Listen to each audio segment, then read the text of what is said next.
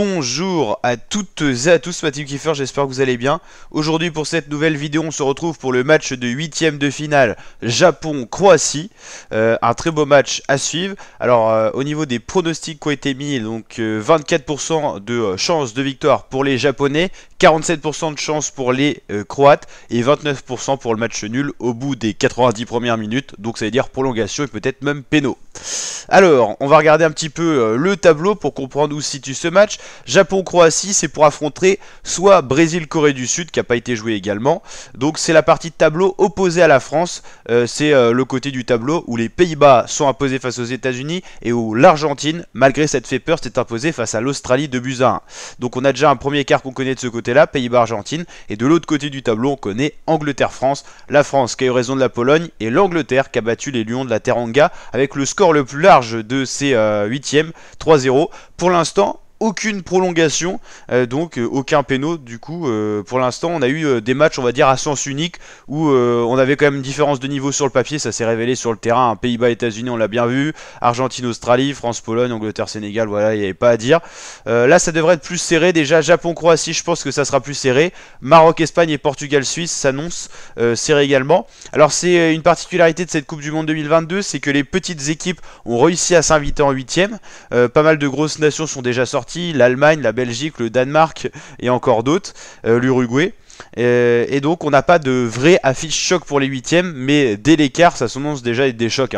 Pays-Bas-Argentine, bon là il n'y a pas photo, et Angleterre-France également. En fait il faut attendre un round de plus, on va dire, pour avoir les gros chocs qu'on avait pu avoir dès 2018 par exemple en huitième de finale.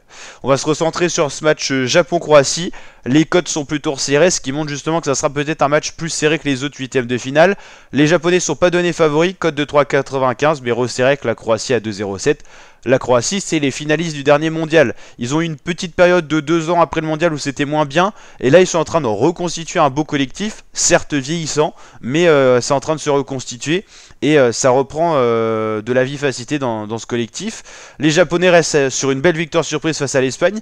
Ils avaient perdu face au Costa Rica, mais ils s'étaient imposés face à l'Allemagne. Les Japonais, dans ce mondial, ils ont pris la caractéristique de s'imposer face aux grosses nations. Et par contre, de perdre face à des plus petites nations comme le Costa Rica ou encore avant le mondial face au Canada, mais ils arrivent à accrocher les grosses nations. Donc est-ce qu'ils auront raison de la Croatie? C'est ce qu'on verra. La Croatie qui a participé à l'élimination des Diables Rouges et qui s'est bien imposé face au Canada. Et par contre le Maroc qui a fini premier de son groupe, c'était assez étonnant. Et c'est également le groupe de la Croatie du coup. Voilà, alors moi qu'est-ce que j'ai pronostiqué pour ce match? J'ai pronostiqué une victoire surprise des Japonais sur le score de 1-0 au bout des 90 premières minutes. Donc dans ce scénario-là, on n'aurait pas de prolongation. N'hésitez pas à mettre vous votre pronostic en commentaire. Et c'est vrai que comme je vous disais, dans ce mondial-là, on n'a pas de réel choc comme on pouvait avoir en 2018 dès les huitièmes. On avait eu déjà des matchs très disputés. Alors si on remonte là, on avait eu un France-Argentine qui n'avait pas été en prolongation, mais ça avait été incroyable parce que deux grosses nations qui se rencontraient. Uruguay-Portugal, ça avait été très serré également.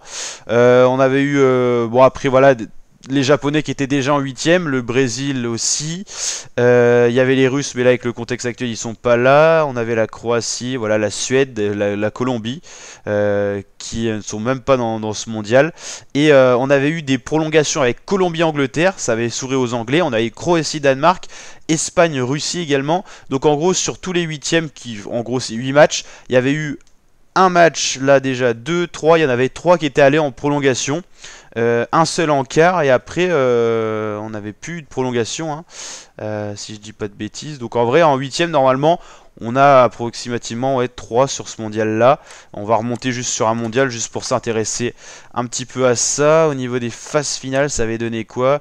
Il y avait eu une prolongation, 2 prolongations, ouais, normalement on a quand même des prolongations en huitième, donc statistiquement parlant on devrait en avoir quand même, ça devrait arriver, et c'est vrai que c'est quand même un truc assez incroyable les prolongations avec la tension qui est palpable et tout ça. Alors est-ce qu'on va avoir les données qu'on voudrait? Apparemment non, ok. Peut-être qu'on remonte trop dans le temps, on va essayer avec 2006 pour voir. Ok, non, ouais, c'est indisponible parce que c'est trop vieux. Mais bah là, on a eu une finale qui était allée au tir au but, hein, mythique, c'est 2006. Donc voilà, statistiquement parlant, on a fait la moitié des huitièmes de finale. On devrait avoir 2 ou 3 prolongations et c'est vrai que ça fait partie du folklore. C'est vrai qu'on a fait déjà la moitié des huitièmes de finale, ça va vite. Hein. Huitième, c'est 8 matchs, car ça sera 4 et ainsi de suite. On suit bien sûr tout ça sur la chaîne YouTube. Donc n'hésitez pas à vous abonner, activer la cloche, liker si ça vous a plu. Je vous dis à très bientôt ma team pour de prochaines vidéos. Ciao ciao.